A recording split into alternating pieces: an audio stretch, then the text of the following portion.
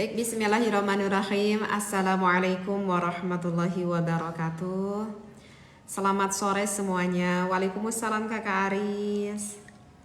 Selamat sore semuanya ya yang baru bergabung live bareng Teteh di sini. Mudah-mudahan pada sore hari ini kita diberi kesehatan ya sama Allah, sehat lahiriah dan juga sehat batiniah kita. Amin ya Allah ya rabbal alamin.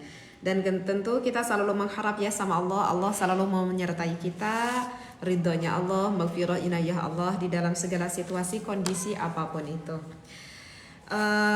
Insya Allah mungkin ada waktu nih sedikit ya Teteh untuk sore hari ini. Amin Kakak Karna, amin Kak Karna, amin sama-sama Kak Karna, sehat selalu, sehat selalu Kakak. Insya Allah sore hari ini mungkin ada waktu sedikit ya, mungkin paling lama waktu 1 jam. Insya Allah kali ini tidak ada keranjang kuning. Teteh ingin ngebahas di dalam bab haid. Karena kemarin ada yang request, katanya Teteh tolong dong agak bahas nih yang berhubungan hukum tentang haid. Dan mudah-mudahan nanti berlanjut ya, selain dari menerangkan hukum bab haid, mudah-mudahan nanti berlanjut ke bab istihadahnya. Mudah-mudahan waktunya cukup, mudah-mudahan waktunya cukup. Baik, bismillahirrahmanirrahim. Alhamdulillahirabbil alamin wassalatu wassalamu ala asrofil anbiya'i wal mursalin wa ala alihi washabbihi ajma'in. Amma ba'd. Baik, di faslun bab haid ini kita diawali dengan hadis ya. Ini yang diriwayatkan oleh Imam Bukhari dan juga yang diriwayatkan oleh Imam Muslim. Bahwa di dalam ini hadis mengatakan bahwa inna hadza amrun katabahullahu azza wa jalla ala banati Adam. Jadi haid itu adalah sesuatu ya yang sudah ditentukan oleh Allah atas anak-anak putri Nabi Adam. Berarti ini menunjukkan bahwa haid itu ini merupakan apa ya? Merupakan suatu fitrah yang fitrah dari Allah yang diberikan kepada para kaum wanita. Hello Kak Heri. Berarti sehat ya? Berarti itu menunjukkan sehat ya, seperti itu. Jadi artinya semua wanita itu ya bisa mengalami haid jika Allah menentukan haid ya. Karena ada sebagian wanita juga yang tidak berhaid. Contoh misalkan seperti Siti Fatimatus Zahra, dia itu kan sosok seorang wanita yang bersih yang tidak mengalami haid sama sekali. Tetapi yang harus kita ingat itu bahwa memang setiap wanita itu bisa aja haid. Tetapi tidak semua wanita itu apa ya bisa dengan benar gitu ya, bisa dengan benar menerapkan akan hukum fikih yang terkait dengan haid gitu. Ini yang wajibnya. Apa itu yang wajibnya itu adalah harus menerapkan hukum fikih yang berhubungan dengan ilmu yang berhubungan dengan haid seperti itu. Ya. Intinya beginilah, kalau kita bicara secara lugasnya ya memang semua wanita itu bisa haid, tapi tidak semua wanita itu mengerti akan hukumnya haid seperti itu. Nah pertanyaannya tuh kenapa demikian sih? Kenapa demikian? Kenapa kan tidak, karena kan semua wanita haid, tapi kenapa tidak semua wanita itu dapat mengerti akan hukum fikih tentang haid? Karena darah yang keluar dari kemaluan perempuan itu belum tentu berupa bahwa itu adalah darah haid aja ya, karena bisa saja yang terjadi kalau darah yang keluar dari wanita itu adalah darah istihadah ataupun darah fasad. Artinya darah fasad itu adalah darah ruksak. Kebanyakan wanita berpikir pokoknya setiap yang keluar ada yang warna merah kayak, mau warna coklat kayak, mau warna cenderung ke hitam kayak gitu ya. Dia itu berpikir bahwa ya itu adalah haid. Kebanyakan tuh berpikir seperti itu. Padahal tidak semua yang keluar itu adalah darah haid. Mungkin saja itu darah istihadah. Ya itulah yang menjadikan alasannya.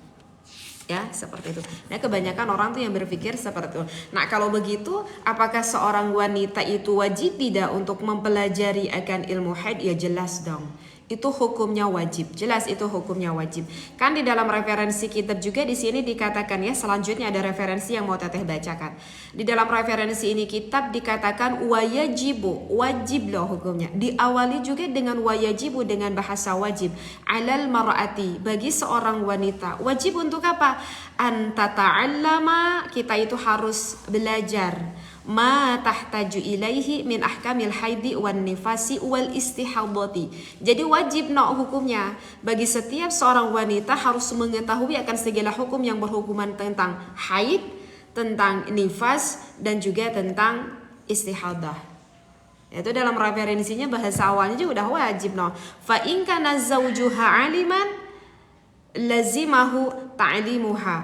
Nah, gimana kalau misalkan kebetulan ini perempuannya agak kurang paham, tapi kebetulan beruntung sekali ini seorang perempuan akhirnya menikah, kemudian kakak Atinil kopi untuk suami mana teh? Iya nanti kakak Atinil ya, teteh sekarang lagi ngaji dulu kakak Atinil, insya Allah nanti ya ada kopi lanang godeknya nanti kakak Atinil tinggal langsung aja masuk ke akun ya tinggal aja masuk ke akun kalau pengen check out kopinya. Nah, bagaimana kalau misalkan kita dapat seorang suami yang mengerti faham tentang ilmu itu, maka lazimahu ta'limuha. Maka tentulah seorang suami itu wajib memberikan tahu. Iya siap Kak Atin ya. Masuk aja ke akun, monggo silahkan kalau mau beli monggo ya. Maka wajib loh bagi seorang suami memberikan ilmunya tuh kepada istrinya. Masya Allah, itu tanggung jawab seorang suami di depan Allah tuh hisaban berat banget. Jadi jangan mentang-mentang kita tuh seorang laki-laki, aku bukan perempuan, ya udah aku gak perlu faham tentang ilmu ini karena Allah tidak memberikan aku haid. Tetapi ingat, nanti wahai seorang suami, nanti kalau nikah siapa yang wajib memberikan ilmunya pada istrinya? Suaminya lah.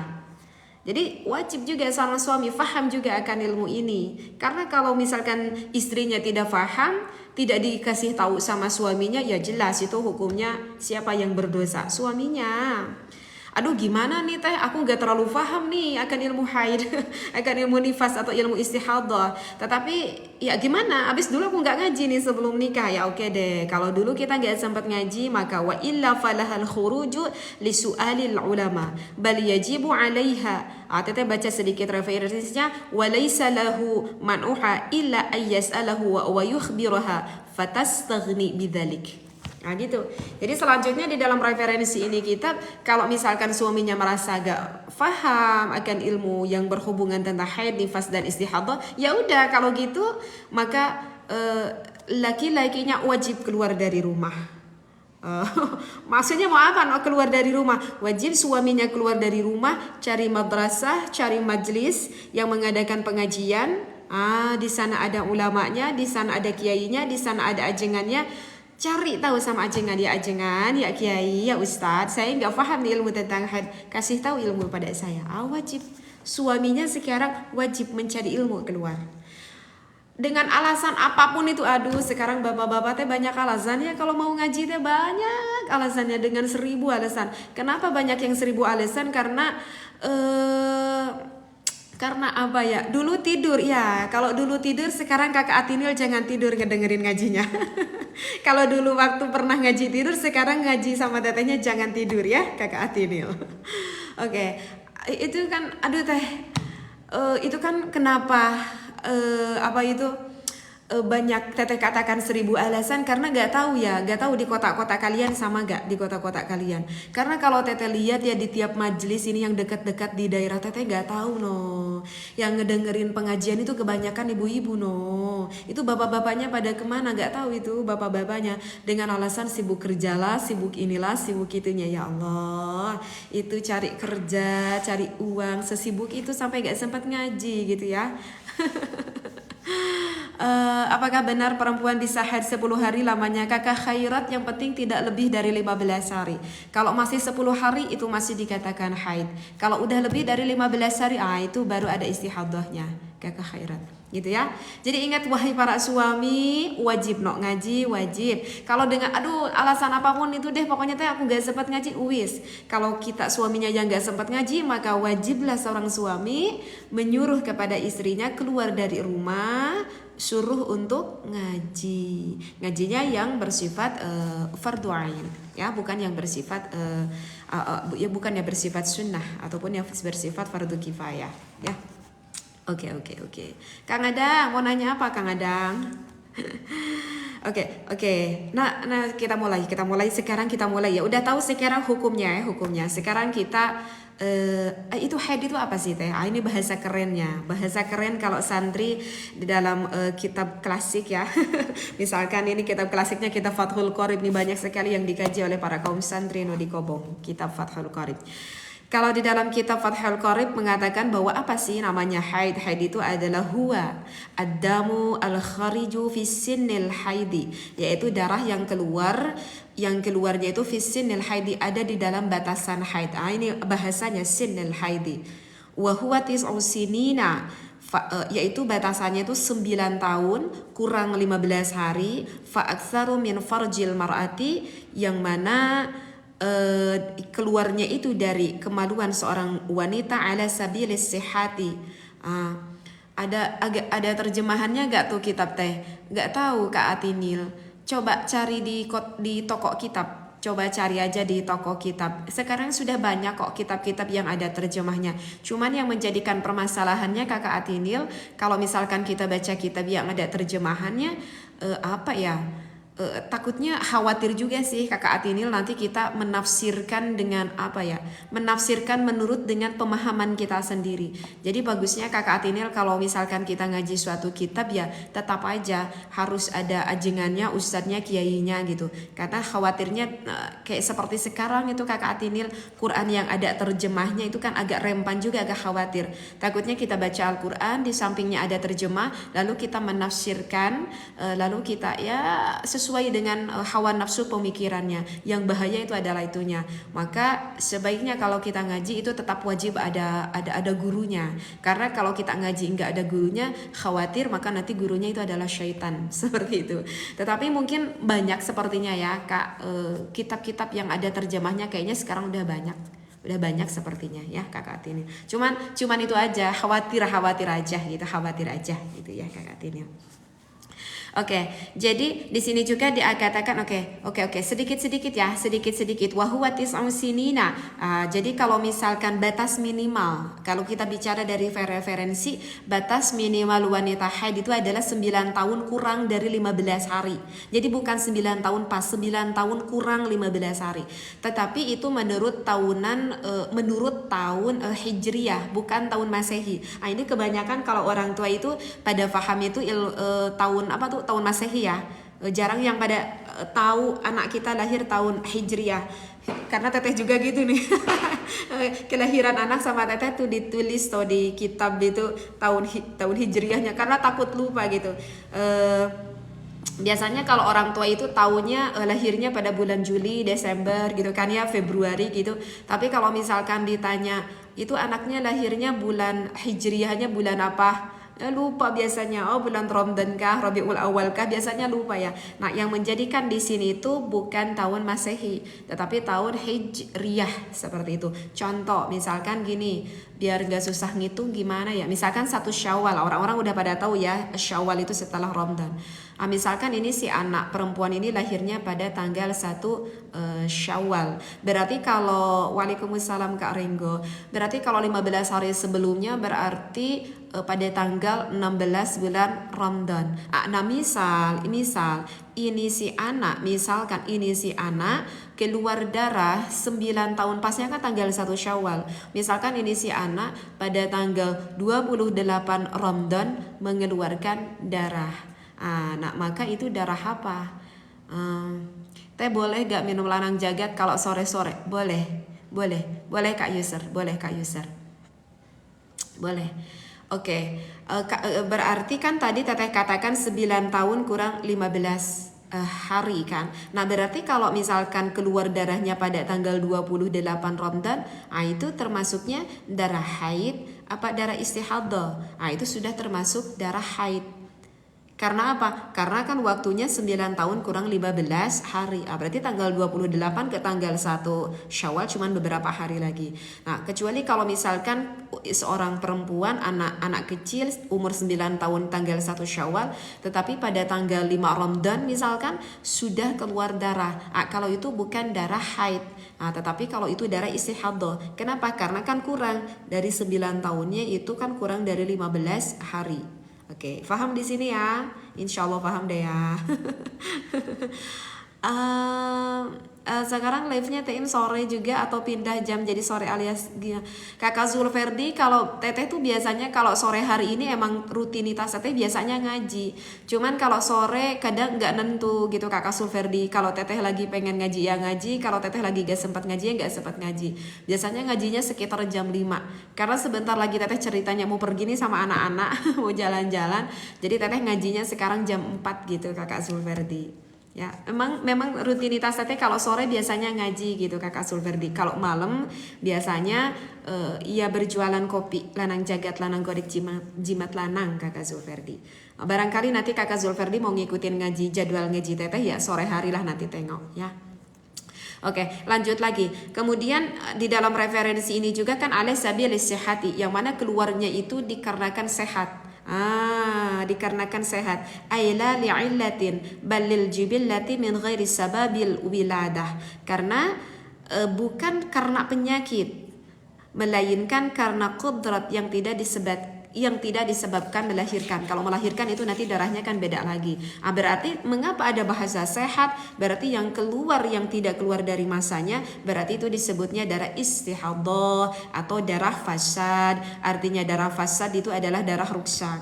Karena kalau darah istihadah, darah fasad, darah ruksak itu dihukuminya sama seperti kita mengeluarkan seperti hukumnya seperti wanita yang suci. Nah, ini yang harus kita membedakan. Karena kalau wanita mengeluarkan darah istihadah, wanita itu tetap wajib sholat. Ya pokoknya kayak layaknya wanita suci lah. Itu kan khawatirnya itu dia berpikir bahwa dia itu adalah haid, padahal dia wajib sholat. Hanas dia enggak sholat kan nanti dia dosa enggak sholat. Dia berpikir ini istihadah padahal ini haid. Bahkan kan kalau misalkan wanita yang istihadah, istri kita yang istihadah, kalau misalkan sang suaminya enggak merasa jijik gitu ya, mau dihubungin, maksudnya mau beribadah malam, maksudnya mungkin paham, maka itu hukumnya boleh meskipun mengeluarkan darah. Dan nanti niat bersucinya berbeda, ada aturan bersucinya juga. Udah deh pokoknya wajib ngaji. Pokoknya wajib ngaji ya, seperti itu. Oke deh ya. Nah ini sebelum itu kita berbicara akan waktunya dulu. Sekarang kita akan berbicara akan waktu haid. Kalau kita berbicara akan waktu haid ya, waktu haid ini kita banyak ini di dalam kitab Fathul Qarib, di dalam kitab Sabinah banyak sekali referensinya ya, bahwa kita harus tahu dulu waktu deh. Ini patokan yang paling mudah, patokan yang paling awal kita harus tahu dulu waktunya haid. Waktu masa minimal haid itu adalah yaumun walailatun. Kalau bahasa dalam Sabinah itu adalah yaumun walailatun. Yaumun walailatun, 1 hari 1 malam. Nah, yang dimaksudkan 1 hari 1 malam ini bukan 1 hari 1 malam. Tetapi bahasa Sabinah di dalam yaumun walailatun itu adalah minimal masa haid itu tidak boleh kurang dari 24 jam. Ini karena dulu juga Tata berpikir bahwa minimal masa haid itu adalah 1 hari 1 malam. Ternyata bukan. Ternyata yang dimaksudkan dengan yaumun walailatun, minimal masa haid itu tidak boleh kurang dari 24 jam. Oke, udah itu patokan hukum dasarnya. Tete kasih contoh. Misal seorang wanita mengeluarkan haid dari darah pertama.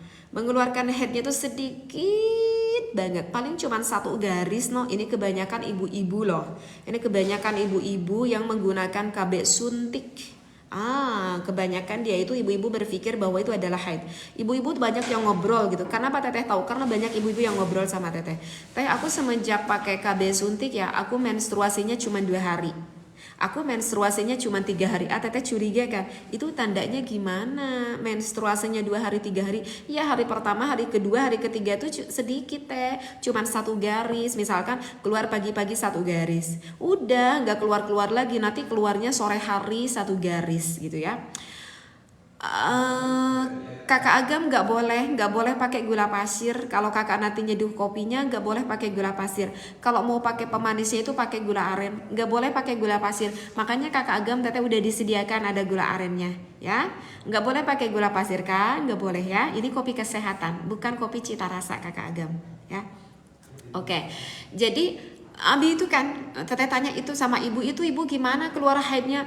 Pagi hari tes cuman satu garis, nanti keluar lagi duhur satu garis, udah nggak keluar lagi, kadang-kadang keluar lagi malam, kadang nggak keluar, besok hari cuman segitu. Jadi 2 hari 3 hari itu cuman satu garis seperti itu. Teteh bilang sama ibu-ibu, itu bukan haid bu, itu bukan haid, tetapi itu adalah darah istihadah. Karena kalau kita lihat dari minimal masa haid itu jangan kurang dari 24 jam. Jadi wahai para wanita, meskipun kita haidnya misalkan 5 hari, kalau tandanya seperti itu, kalau kita hitung hari pertama, kedua, ketiga, keempat, kelima tuh cuman satu garis, bersih terus nanti keluar sore hari cuman satu garis, cuman seperti itu mah. Nanti kalau misalkan dihitung siklusnya itu kurang dari 24 jam. Jadi meskipun kurang dari meskipun haidnya kita keluar darah 5 hari, kalau kurang dari 24 jam maka itu bukan darah haid, tetapi itu darah istihadah. Oke, bisa difahami di sini. Aduh teteh gimana dong, aku nih selama 5 hari ini aku enggak sholat sama sekali. Oke, udah, nanti kita qadha aja. Seperti itu ya. Ini dari bahasa minimalnya haid ya. Aduh kakak Agam, tetehnya lagi ngaji nih kakak Agam nih. Kakak Agam sedikit aja ya, karena tetehnya lagi ngaji nih kak Agam. Jadi kopi lanang jagat, lanang godek, khasiat utama kakak itu untuk memperbaiki pengobatan ke sistem saraf sama ke pengaliran darah dalam tubuh nih kakak Agam. Ya, ke sistem saraf sama ke pengaliran darah dalam tubuh kakak Agam. Jadi untuk membantu pengobatan seperti yang cepat keluar, kurang berstamina, kurang bergairah, yang kerasnya tidak terlalu optimal kakak Agam. Kemudian yang punya kolesterol juga bisa kak Agam, kolesterol kayak diabetes, kayak asam urat, sakit liver, sakit hati, kakak Agam ingin menjaga metabolisme tubuhnya mungkin, itu obatnya kakak, lanang jagat sama lanang godek. Jadi lebih spesifik untuk membantu pengobatan ke sistem saraf sama ke pengaliran darah dalam tubuh. Karena seperti kurang bergairah, kurang berstamina, seperti keluarnya cepat 2-3 menit, itu sistem sarafnya terganggu. Kalau seperti yang kurang keras tidak terlalu optimal, bahkan gak bisa bangun, itu biasanya pengaliran darah yang sudah banyak penyumbatan. Biasanya tuh orang-orang yang punya kayak sakit kolesterol, diabetes, jantung, hipertensi itu biasanya ke pengaliran darah, biasanya kekerasnya gak terlalu optimal. Itu secara pendeknya kakak Agam ya, manfaat utama dari lanang jagat sama lanang godek kakak Agam ya. Monggo kakak Agam, semangat dong. Oke, kakak Agam kalau mau beli nanti kakak Agam langsung aja ya, ngecek langsung ke akun Alasran, itu di bawah, itu di atas VT teteh itu ada keranjangnya. Nanti kakak Agam bisa langsung dicek aja. Siap kak Agam ya. Kalau nomor WhatsAppnya itu yang ada di bawah foto profil Alasran kak Agam ya. Oke kak Agam, teteh kayaknya gak bisa bicara lebih lanjut kak Agam ya. Insya Allah nanti malam lebih jelasnya kak Agam ya. Oke, nah itu dari batas minimal ya. Mudah-mudahan paham deh ya, dari batas minimal. Nah sekarang kalau kita bicara secara adat, kalau secara adatnya wanita itu kebanyakan haid itu sekitar 6 hari 7 hari. Kalau kebanyakan masa sucinya itu sekitar 21, 22 sampai 23. Jadi itu siklusnya haid itu yang normal itu adalah 1 bulan itu dalam 1 bulan itu sekali. Jadi masa normalnya wanita mengeluarkan haid itu adalah 1 bulan 1 kali. Itu sehatnya. Jadi kalau misalkan kita haidnya 7 hari, biasa masa sucinya 23-22. Kalau misalkan kita haidnya 6 hari, biasanya masa sucinya 23-24. Itu biasanya siklus yang kebanyakan secara adatnya, secara keumumannya lah seperti itu. Nah itu adalah dari kebanyakan. Nah sekarang kita berbicara dari masa maksimalnya. Masa maksimalnya kita haid itu adalah 15 hari. Masa maksimalnya kita wanita mengeluarkan haid itu ada 15 hari. Jadi kalau misalkan wanita mengeluarkan haidnya lebih dari 15 hari, maka itu udah ada darah istihadahnya di sana. Contoh, teteh kasih contoh. Misalkan seorang wanita mengeluarkan darah sekitar 5 hari ya. Kemudian suci sekitar 5 hari. Oke, suci sekitar 5 hari. Udah berarti kalau kita hitung dari hari pertama sampai hari ke-10 udah 10 hari kan. Nah, ketika pada hari ke-11 ini si wanita tuh mengeluarkan lagi darah selama 3 hari. Oke, hari ke-14-nya bersih. Nah, yang timbul pertanyaan, ini teh yang 3 hari ini tuh darah apa? Ya jelas, yang 3 hari ini tuh darah haid. Kenapa? Karena mengeluarkan darahnya ini masih terkurung batas waktu 15 hari. Oke, paham ya? Oke, paham. Nah, itu teh yang 5 harinya itu darah apa? Yang 5 harinya. Yang 5 harinya itu terbagi menjadi 2 pendapat. Ada ulama yang mengatakan itu masa haid, ada ulama yang mengatakan itu itu masa suci. Tetapi kebanyakan ulama Hilokatoko, kebanyakan ulama mengatakan dikarenakan masih terkurung batas waktu 15 hari, maka yang 5 hari yang sucinya itu termasuk darah haid. Oke, paham gitu ya. Jadi yang penting meskipun kita mengeluarkan darahnya mau 6 hari kek, terbatas suci 5 hari kek, 4 hari kek, 6 hari kek, yang penting kalau nanti keluar darahnya lagi itu kurang dari 15 hari, maka itu masih dikatakan darah haid. Oke, yang penting berarti apa udah kita bisa pahami, batas maksimal haid itu tidak boleh melebihi dari 15 hari. Kakak Bung saran untuk promil yang warna hijau di belakang Kakak Bung, yang jimat lanang. Yang pengen program promil yang jimat lanang Kakak Bung, yang warna hijau, yang jimat lanang, yang warna hijau. Nanti Kakak Bung check out yang warna hijau, yang jimat lanang, harganya Rp120.000 Kakak Bung. Diminumnya 1 hari itu 2 gelas. Ya bebas, Kakak Bung mau minum jam berapa bebas, kasih jarak aja setiap seduhan itu sekitar 6 jam. Kalau Kakak Bung minum jam 8 ya nanti sekitar 6 jam selanjutnya baru Kakak Bung boleh minum kopi itu lagi. Itu Kakak Bung jimat lanang yang warna hijau Kakak Bung ya. Monggo. Itu untuk memperbaiki kualitas sperma, tujuan fungsi utamanya untuk memperbaiki kualitas sperma Kakak Bung. Makanya ini juga Kakak Bung yang jimat lanang juga yang bisa membantu pengobatan seperti yang keluarnya encer, yang keluarnya sedikit. Karena Kakak Bung kalau yang pengen program promil itu kan kualitas sperma harus memang benar-benar baik untuk biar nanti mudah untuk pembuahan, ya, untuk pembuahan. Taim, apakah kalau hukumnya ASI dengan sengaja ditelan? Nggak apa-apa. Maksudnya sama Kakak Zulferdi? Nggak apa-apa. Nggak apa-apa Kakak Zulferdi, cukup dengan 1 produk itu. Iya, kalau misalkan Kakak Bung, kecuali kalau Kakak Bung punya permasalahan lain, misalkan permasalahan lainnya tuh cepat keluar atau kurang keras, maka nanti Kakak Bung check out.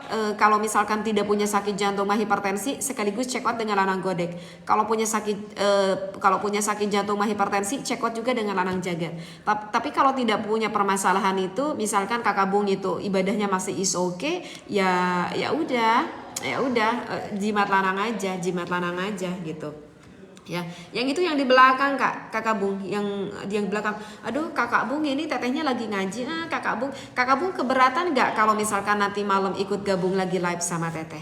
Nanti sama teteh diterangkannya jelas panjang gitu ya. Boleh nggak nanti sekitar jam 9-an Kakak Bung ikuti lagi live sama teteh ya? Sekarang tetehnya lagi live ngaji Kak Bung. Mohon maaf banget Kakak Bung ya. Nggak apa-apa ya. Nanti ikutin lagi ya live bareng sama teteh jam 9 malam. Nanti sama teteh disepilin 1 produk-produknya sama harga, cara check out dan oke, siap Kakak Bung. Oke ya, maaf ya Kak Bung ya, karena teteh ngajinya agak lama nih. Sebentar lagi nih teteh ngajinya ya. Oke. Itu adalah dari masa maksimalnya. Lagi live ngaji nih Kakak Bung.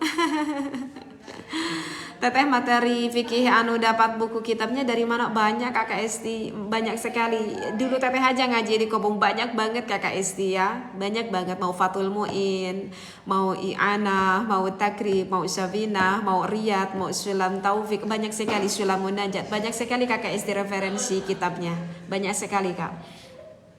Oke, ini itu adalah masa sekarang lagi nerangin bab haid.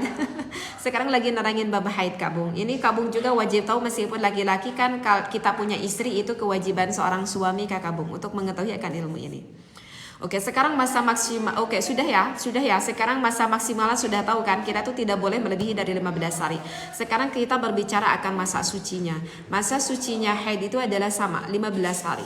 Jadi dulu teteh pesantren di daerah Garut Kak Lukman. Nama pesantrennya Al-Himatul Aliyah. Dulu teteh pesantrennya di sana. Teteh enggak banyak pesantren ke sana ke sini. Di sana teteh ngajinya di daerah Garut. Oke, sekarang masa sucinya wanita haid itu adalah 15 hari.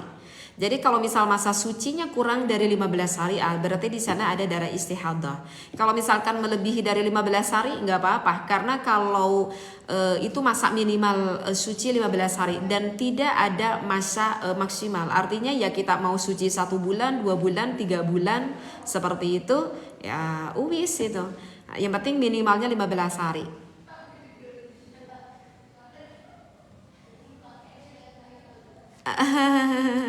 Enggak gitu juga Kakak Bung, tidak apa-apa, tidak apa-apa Kakak Bung. Kalau misalkan Kakak Bung enggak seperti itu juga Kakak Bung.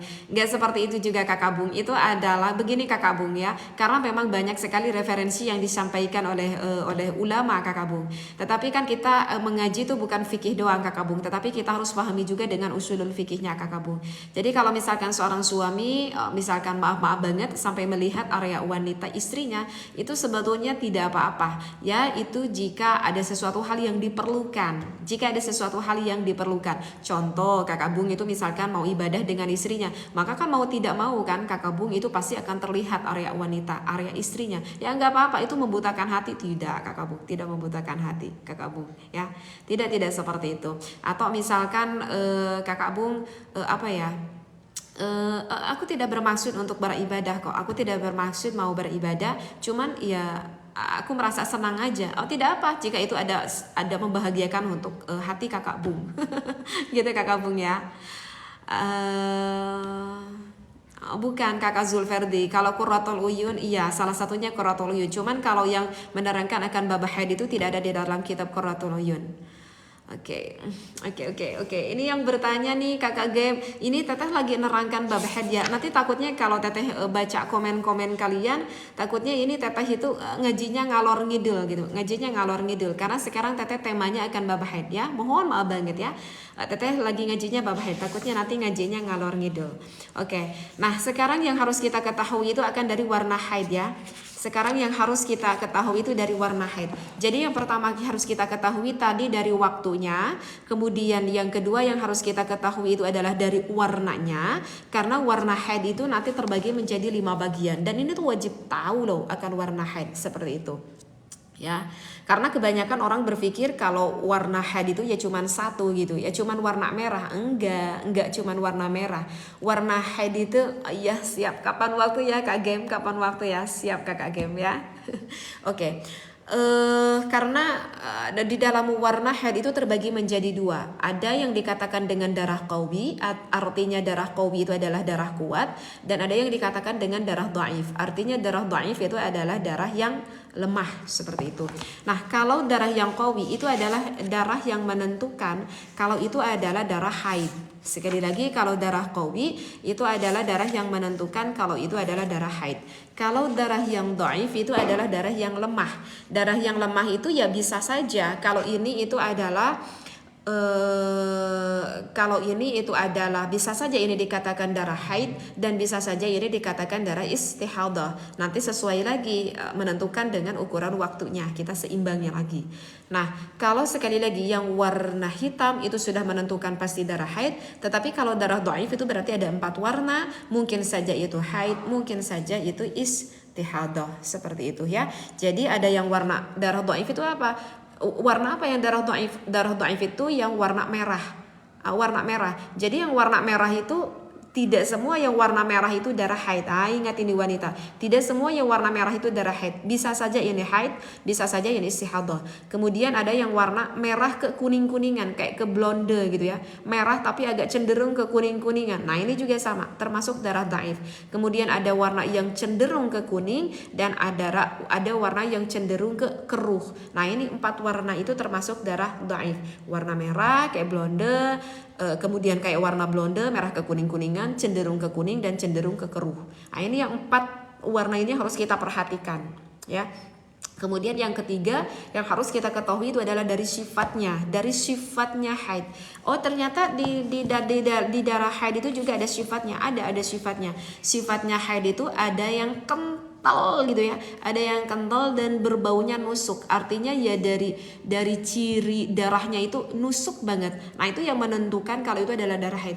Tandanya sifatnya itu kental dan menusuk.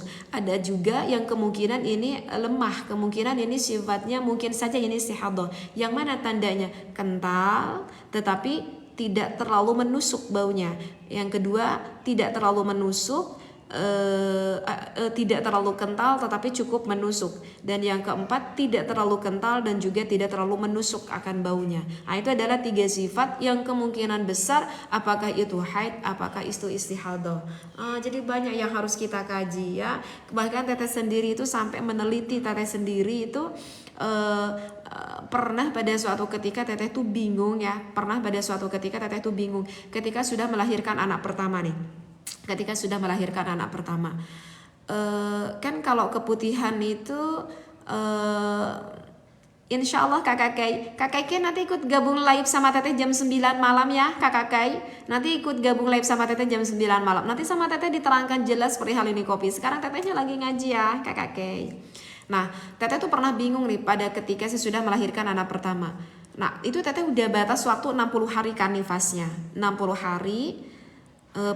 Pada saat itu teteh itu sebetulnya udah suci sih ya, banyak sekali itu nifasnya sampai sekitar 57 hari. Kemudian ya gitu teteh suci keluar lagi nifas, teteh suci keluar lagi nifas, sampai mentok pada hari ke 61 ada lagi keluar yang cenderung warna itu agak ke kuning gitu, agak ke kuning gitu. Teteh tuh bingung, aduh ini tuh apa ya gitu, apakah ini masih termasuk nifas, apakah ini keputihan. Itu teteh bingung sampai membedakan mana sih apakah ini keputihan, apakah ini itu masih termasuk nifas gitu. Sampai nanya sama suami ya tapi tetap aja ya, meskipun suami itu paham ilmu tetapi kan suami itu tidak mengalami, maksudnya gak sampai spesifik banget gitu pahamnya kan, karena kan yang gak mengalami kan seperti itu sampai bingungnya, sampai suami teteh itu sampai nanya gitu sama ajengan yang lain. Ya udah aja, itu lucu juga itu karena nanyanya sama laki-laki juga kan, sama kiai laki-laki juga. Ya udah kalau misalkan itu keluarnya dari mana, katanya dari lubang bawah, dari lubang atas. Sampai nanya gitu yang ya oh iya ya kata teteh. Terus dipikir-pikir lagi, ya nggak bisa lah apa itu kan, kalau wanita itu kan nggak tahu itu keluarnya tuh dari lubang mana kan. Seperti itu. Aduh konyol banget. Nah ketika itulah Kakak Bung itu sebetulnya keputihan itu bisa dikatakan normal. Kakak Bung, keputihan itu sebetulnya bisa dikatakan normal, kecuali kalau misalkan itu si keputihannya yang keluar berbaunya sangat menusuk, warnanya agak cenderung ke hijau. Nah itu baru itu kita harus periksa ke dokter karena takutnya ada apa di rahimnya. Tetapi kalau misalkan keputihan yang sewajarnya itu masih dikatakan sehat, karena memang di wanita juga itu dipentingkan kayak keputihan itu karena tujuan utamanya itu untuk pembasah, kayak untuk lubrikasi lah Kakak Bung ya. Jadi kalau keputihannya keluar sewajarnya itu masih dikatakan sehat lah, maksudnya normal lah adanya keputihan itu di wanita, dan itu memang ada fungsinya, ada manfaatnya lah seperti itu Kakak Bung. Tapi kalau misalkan udah cenderung ke hijau warnanya, baunya sangat menusuk banget gitu ya, enggak lumrah lah gitu Kakak Bung. Nah itu harus sering diperiksa, dan kalau misalkan terus setiap hari itu kayak seperti itu juga agak harus sedikit waspada. Tapi biasanya kan keputihan itu keluarnya sedikit-sedikit, dan biasanya retention kalau kita mau menstruasi dan sesudah menstruasi Kakak Bung itu biasanya juga ada ditandai dengan keputihan juga. Itu wajar, normal, karena itu dari siklus hormonalitas yang ada di dalam tubuh wanita gitu Kakak Bung ya. Oke, ya gitu. Nah oke, nggak apa-apa Kakak Bung, sedikit-sedikit walaupun nggak apa-apa, itu masih bisa dikatakan is oke, nggak perlu khawatir, nggak apa-apa ya. Nah itu tuh sampai sempat gitu loh teteh itu. Nah saat itulah teteh itu benar-benar meneliti setiap teteh itu keputihan dicium. Serius ini mah teteh mas, setiap teteh keputihan tuh dicium sampai teteh tuh tahu, oh kalau keputihan tuh warnanya kayak gini, kalau basah tuh kayak gini, kalau udah masuk ke celana warnanya berubah, oh aromanya seperti dicium loh. Teteh jijik, nggak boleh jijik kan, kita pengen nentuin nanti hukum, sampai dicium, oh kalau keputihan tuh kayak gini ya baunya. Kalau misalkan teteh haid dari haid pertama biasanya gak langsung ujuk-ujuk banyak, sedikit dulu, oh ternyata kalau keluar sedikit warnanya seperti ini, kalau udah ke celana warnanya berubah seperti ini, oh kalau darah darahnya banyak seperti ini. Oh kalau darah merah, darah hitam tuh aromanya seperti, sampai gitu loh teteh tuh, sampai dicium aromanya. Oh kalau kena ke celana keringnya tuh berbeda seperti ini. Nah makanya ketika itu teteh udah paham kalau misalkan ada sedikit cenderung ke coklat, sedikit aja cenderung ke coklat, langsung sama teteh dicium, oh udah ini mau mens, udah ini mau mens, ini mau head gitu. Ini udah bersih nih, ada sedikit cenderung ke kuning, teteh aroma, oh ini udah keputihan, teteh udah suci ini. Seperti itu harusnya tuh wanita tuh sampai selektif itu, karena ini berhubungan dengan hukum seperti itu ya. Aduh masya Allah, ini sebetulnya masih banyak banget ya. Insya Allah esok hari teteh lanjutkan lagi. Insya Allah teteh besok akan menerangkan apa saja sih yang diharamkan bagi wanita haid, apa saja yang diharamkan bagi wanita haid. Insya Allah nanti lanjut. Dan kalau misalkan masih ada waktu, insya Allah besok teteh ingin menerangkan juga bab istihadah, karena yang banyak banget itu wanita yang gak terlalu paham tentang istihadah. Insya Allah istihadah itu nanti terbagi menjadi 7 bagian ya. Ada wanita istihadah itu terbagi menjadi 7 bagian. Ini kebanyakan kayaknya wanita agak, karena apa? Karena dulu juga teteh sendiri itu ngaji tentang bab istihadah cukup agak pusing. Dulu juga teteh di Kobong itu ngaji bab istihadah itu agak pusing gitu ya, agak berulang-ulang teteh ngajinya gitu. Aduh, jadi kalau masyarakat umum kemungkinan besar mungkin juga wajar ya kalau banyak yang nggak terlalu paham. Insya Allah besok kita lanjut lagi, kita ngaji bab haid yang masih menerangkan apa saja sih yang diharamkan bagi wanita haid, dan nanti lebih lanjut kita menerangkan akan ilmu istihadah. Kalau teteh nggak mau jalan-jalan sama anak-anak, kayaknya teteh mau lanjut ngaji, tapi teteh ini anak-anak kasihan udah pada nunggu ya. Kak Bagas apa Kak Bagas bercanda. Udah Kang Agang, nanti kapan-kapan sholawatannya ya Kang Adang ya, nanti kapan-kapan sholawatannya. Oke baik, terima kasih. Wallahu a'lam. Yang wallahu a'lam bil muradih, yang ini teteh kaji, mudah-mudahan ada manfaatnya. Bagi kalian semua sehat selalu ya, insya Allah nanti malam sekitar jam 8 cepatnya, paling malamnya jam 9, insya Allah nanti teteh ikut gabung lagi. Jawab yang di atas dong, yang mana Kak Kabung? Aduh teteh udah terlalu sore nih. Oke, apakah keputihan itu selalu nampak keluar di permukaan atau juga bisa keluarnya pada saat, bisa juga Kakak Bung, ketika berhubungan bisa aja itu terjadi ya, bisa aja itu terjadi. Bisa juga itu di permukaan, bisa juga itu ketika berhubungan Kakak Bung ya. Ya, oke Kakak Bung, nanti kalau teteh baca komen terus nanti teteh nggak berhenti-henti. Oke, terima kasih semuanya ya. Assalamualaikum warahmatullahi wabarakatuh. Siap, bye bye.